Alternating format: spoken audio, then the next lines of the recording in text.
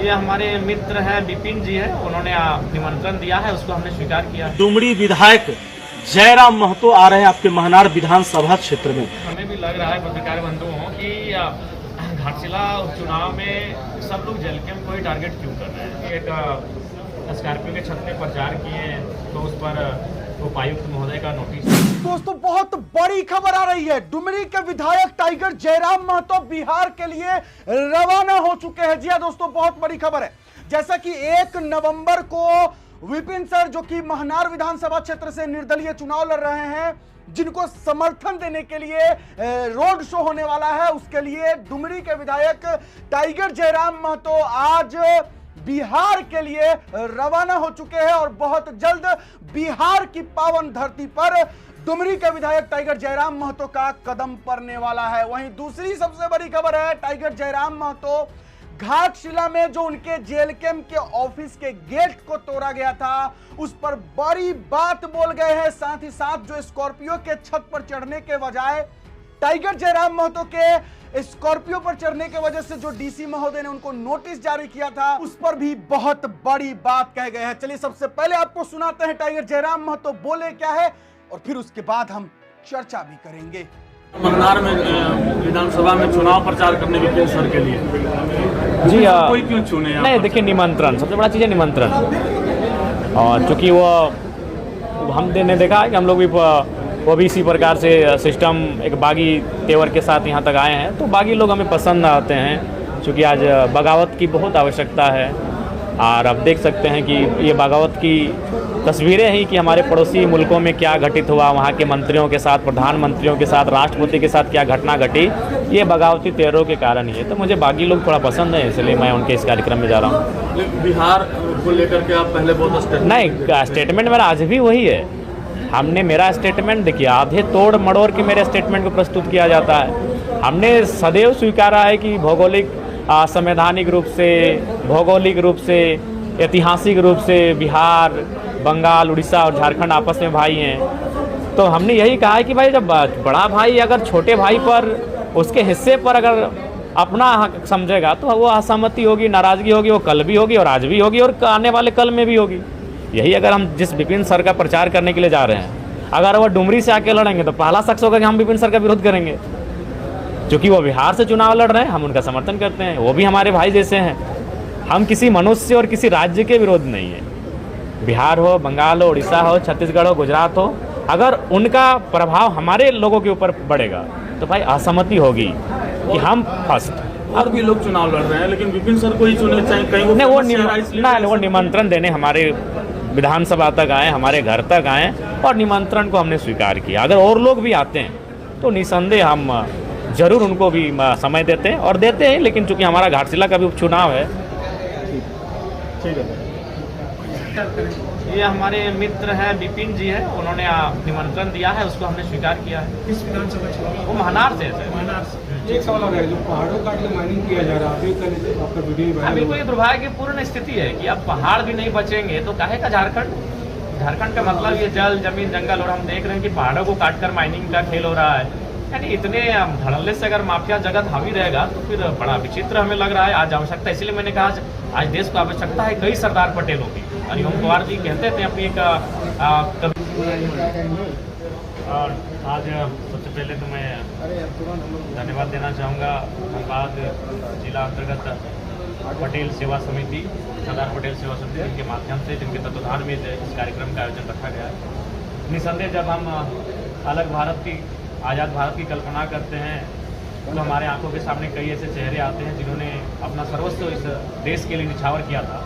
लेकिन जब सरदार पटेल की बात आती है तो हम उस भारत को पाते हैं जो आज भारत हमारे सामने है।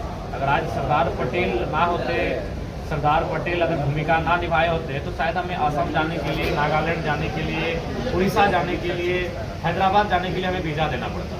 तो आज जिस भारत की तस्वीर हम देख पा रहे हैं, जिस भारत को हम अखंड कह पा रहे हैं, जिस भारत को हम एक रूप में, एक सूत्र में बंधे हुए देख पा रहे हैं, इसमें बिना किसी विवाद के, बिना किसी शक संदेह के अगर सबसे बड़ा योगदान किन्हीं का है तो देश के महान रत्न लौह पुरुष सरदार वल्लभ भाई पटेल का है। उनके कारण आज देश हमारा अखंड भारत जो कि हम नक्शे में हमें है, वो सरदार पटेल की भूमिका के कारण ही है। तो निसंदेह आज ऐसे महापुरुष की आज 150वीं जयंती है और हम उनके मानने वाले, उनके आदर्शों पे चलने वाले, उनके पद चिन्हों पे चलने वाले, हमारा कर्तव्य बनता है कि उनकी यादों को, उनके कर्मों को, उनके विचारों को, उनके संघर्षों को जब तक तो हम रहें, जब तक ये जहाँ रहे, खत्म ना होने दें। उसी के क्रम में आज बड़े ही धूमधाम के साथ धनबाद के टाउन हॉल में सरदार पटेल सेवा समिति के सौजन्य से लौह पुरुष सरदार पटेल की 150वीं जयंती मनाई जा रही है। मैं पूरे देशवासियों को सरदार पटेल जयंती की शुभकामनाएं दूंगा और उनके पद चिन्हों पर चलने के लिए, विशेषकर युवा पीढ़ी को आगे बढ़ने के लिए मैं उनसे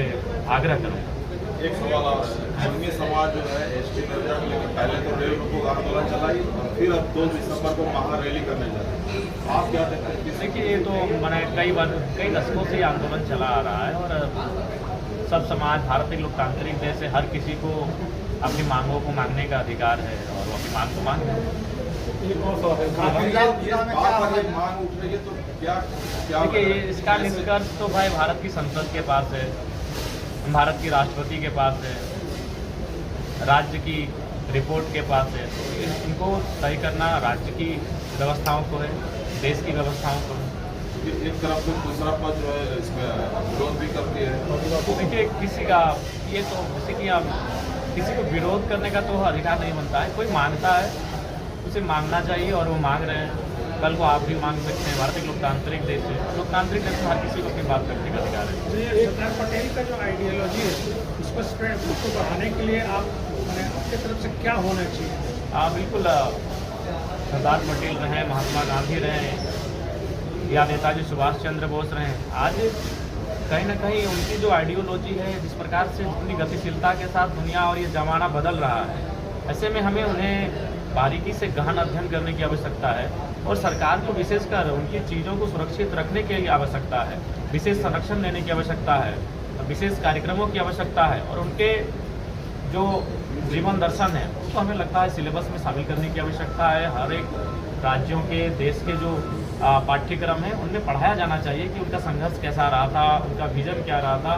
क्योंकि आज की जो युवा पीढ़ी है, कहीं ना कहीं जिस प्रकार से हम लोग इंटरनेट की दुनिया में खो रहे हैं, हमें लगता है कि बिल्कुल भटकाव महसूस हो रहा है।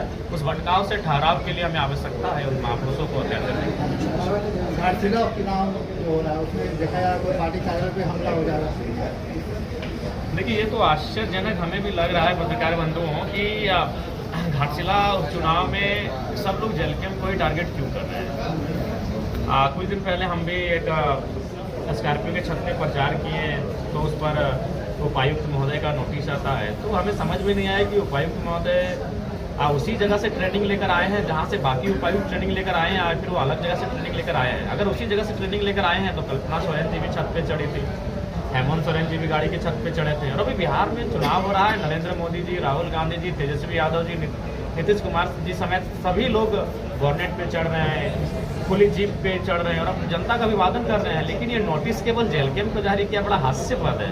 तो हमें बड़ा दुर्भाग्य लग रहा है क्योंकि सबको मालूम है कि एक नौजवान मतलब धाराओं के विपरीत जाकर पॉलिटिक्स करने आया है, धाराओं के साथ ना होकर धाराओं को चुनौती देकर पॉलिटिक्स कर रहा है। ये सबको हजम नहीं हो रहा है। तो इसलिए कभी हमारे कार्यालय पे हमले हो रहे हैं, कभी हम लोग के कार्यक्रमों पे नोटिस जारी किया जा रहा है। तो ये बहुत ही हास्यपद है। आपको लगता है कि रील बनाने और इस पर डिफ्रेंशिएट नहीं कर पा रही है,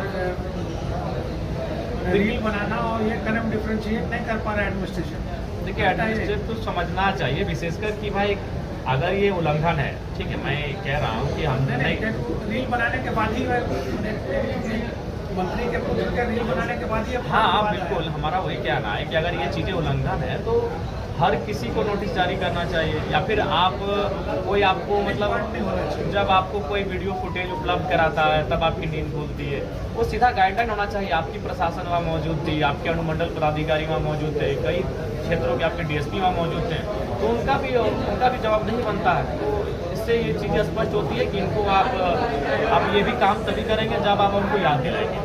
पिन पॉइंट किया जाएगा। अच्छा, बिहार का विरोध करते टाइम ऐसा नहीं, गलत बात है। देखिए, मैं आज़ादी तब है जब हमारा हिस्सा कम पड़ जाता है, हमारे हिस्से में हमारे बड़े भाई दखल करते, तब हमारी नाराजगी होती है, हमारी असहमति है, ये नाराजगी है और ये आजीवन रहेगी। जब जब बड़ा भाई छोटा भाई में संघर्ष होगा और छोटा भाई को ऐसा महसूस होगा कि उसके हिस्से की रोटी बड़ा भाई खा रहा है, तो तब असहमति और नाराजगी होगी। हमने स्पष्ट कहा है कि भाई बिहार में हम जो उनके साथ जाएंगे तो उनका मेहमान नवाजी करेंगे, वो हमारे पास आएंगे तो हम उनकी मेहमान नवाजी करेंगे।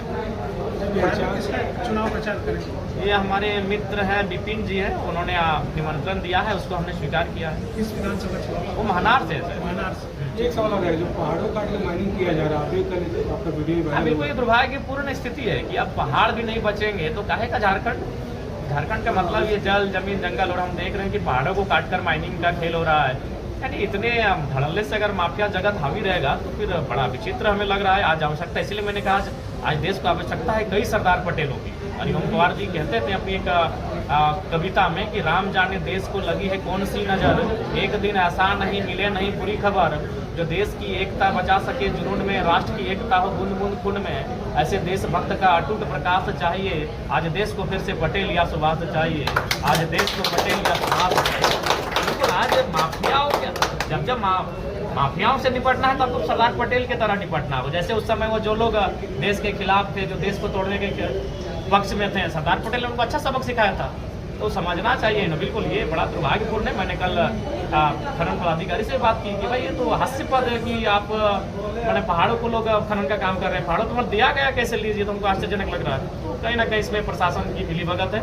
प्रशासन को सोचना चाहिए कि इतना भी मतलब माफियाओं के सामने उनको इतना भी नतमस्तक नहीं होना चाहिए। उनका अपना एक दायरा होता है, अपनी शक्तियाँ होती हैं, वो जिला प्रशासन है, उनको सोचना चाहिए इस पर। थैंक यू, धन्यवाद। तो दोस्तों एकदम टाइगर जयराम महतो की मौजूदगी बहुत जल्द बिहार की पावन धरती पर होने जा रहा है। जैसा कि बताया जा रहा है कि टाइगर की सेना जो है वो झारखंड से निकल चुकी है और बहुत जल्द बिहार की पावन धरती पर मौजूद रहेंगे। वहीं 1 नवंबर को यानी कि कल ही महनार विधानसभा से निर्दलीय प्रत्याशी, निर्दलीय चुनाव लड़ रहे विपिन सर के प्रचार प्रसार के लिए टाइगर जयराम महतो जी कल रोड शो करने वाले हैं। कहां से कहां तक रोड शो होने वाला है इसकी जानकारी हम पहले ही वीडियो में दे चुके हैं, और हो सके तो मैं भी कोशिश करूंगा कि कल मैं पहुंच सकूं और जो कवरेज मैं कर पाऊं मैं आप लोगों को दिखा सकूं। टाइगर जयराम महतो जी ने जो घाटशिला उपचुनाव को लेकर के कहा कि घाटशिला में लगातार सिर्फ और सिर्फ टाइगर जयराम महतो को ही टारगेट किया जा रहा है, इसके पीछे का मंशा आप क्या है बता सकते हैं? क्योंकि टाइगर जयराम महतो के जो जेल के ऑफिस है घाटशिला में, उसके गेट को उखाड़ कर फेंक दिया गया था। उसके बाद पुलिस से बातचीत करते हुए पुलिस महोदय जो थे वो कह रहे थे कि हम आएंगे तो दिक्कत हो जाएगा। ये सभी खबरें जो हम पहले ही कवर कर चुके हैं। इसको लेकर के जो टाइगर जयराम महतो जी बोले कि इनको टारगेट किया जा रहा है, इस पर आप क्या कहते हैं जरूर लिखिएगा। और वहीं सरदार वल्लभ भाई पटेल के आज 150वीं जयंती पर जो टाइगर जयराम महतो बोले, इस पर आप क्या कहते हैं जरूर लिखिएगा। डीसी महोदय को टाइगर जयराम महतो जी ने जो सबसे बड़ा सवाल किया कि आखिरकार अभी बिहार में जो चुनाव है, नरेंद्र मोदी जी भी स्कॉर्पियो के ऊपर चढ़ रहे हैं, यानी गाड़ी के ऊपर निकलते हैं, चढ़ते हैं, राहुल गांधी जो ऊपर बैठते हैं, तेजस्वी जी चढ़ते हैं, प्रशांत किशोर जी भी चढ़ते हैं, तो उनको नोटिस नहीं जाता है या फिर क्या? और यहाँ पर जो है टाइगर जयराम महतो को नोटिस जारी किया गया था। इस पर टाइगर जयराम महतो जी बिल्कुल सही बोले कि पता नहीं डीसी महोदय जो है वो और डीसी महोदय के साथ पढ़कर आए हैं या अलग से पढ़कर आए हैं, पता नहीं। इस पर आप क्या कहते हैं कमेंट बॉक्स में जरूर लिखिएगा। फिलहाल अभी के लिए इतना ही है, इजाजत दीजिए मुझे। मेरा नाम बिट्टू सिंह, आप इस वीडियो को मिस्टर बिट्टू पर देख रहे होंगे। जोहार, जय हिंद।